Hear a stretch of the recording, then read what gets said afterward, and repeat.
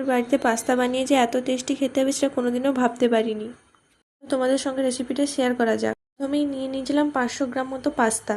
Pasta বানানোটা খুবই সহজ, আমি কোনোদিন বানাইনি, তবে প্রথমবার বানিয়েও খুব একটা কঠিন লাগেনি আমার। যখন আমার খুবই মন খারাপ করে তখন খাওয়ারই হয় আমার মন ভালো করার একমাত্র উপাদান। আমাদের মধ্যে কে কে আমার মতো খেতে খুবই ভালোবাসো সেটা কমেন্টে জানাবে। প্রথমেই একটা পেঁয়াজ ছাড়ে ভালো করে কুচিয়ে নিলাম, তারপর রসুনগুলোকে ভালো করে চপ করে নিলাম। এরপর রসুনগুলোকে সরিয়ে আদাগুলোকে ভালো করে কুচিয়ে নেব।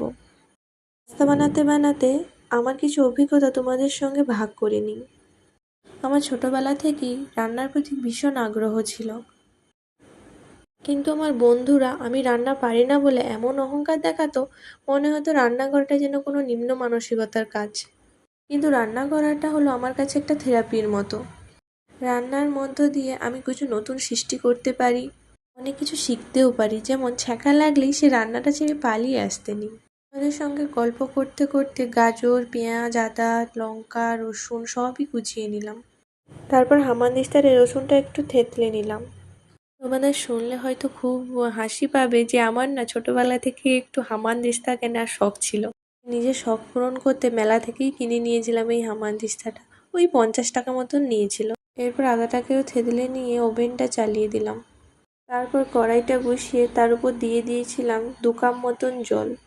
এটা হালকা একটু গরম হলেই তাতে দিয়ে দিয়েছিলাম একটু লবণ আর একটু সাদা তেল, যাতে পাস্তাটা গায়ে গায়ে লেগে না যায়। তারপর পাস্তাটা দিয়ে দিয়েছি। পাস্তাটা সেদ্ধ হতেই 10 মিনিটের মধ্যে নামিয়ে নিয়েছিলাম। তারপর আলুগুলো কাটতে মনে ছিল না, পরে কেটে নিলাম। তারপর কড়াইতে সাদা তেল নিয়ে ডিমটাকেও ভালো করে ভেজে নিয়েছিলাম। আমার কাছে একটা ডিম ছিল তাই একটাই দিয়েছি, তোমরা পারলে বেশিও দিতে পারো।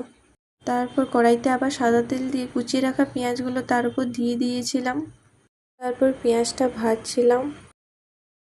পেঁয়াজটা একটু ভাজা ভাজা হয়ে গেলে তাতে দিয়ে দিয়েছিলাম ওই থেতলে রাখা রসুনটা, দিয়ে দিয়েছিলাম থেতলে রাখা আদা কুচিও। এগুলো একটু ভালো করে ভাজা ভাজা হয়ে গেলে দিয়ে দিয়েছিলাম কুচিয়ে রাখা কাঁচা লঙ্কা। তারপর এগুলোও ভালো করে ভাজা হয়ে গেলে দিয়ে দিয়েছিলাম কুচিয়ে রাখা আলু, গাজর। আমার কাছে আর তেমন কোনো সবজি ছিল না তাই এগুলোই দিলাম, তা তোমরা পারলে আরও সবজি দিতে পারো।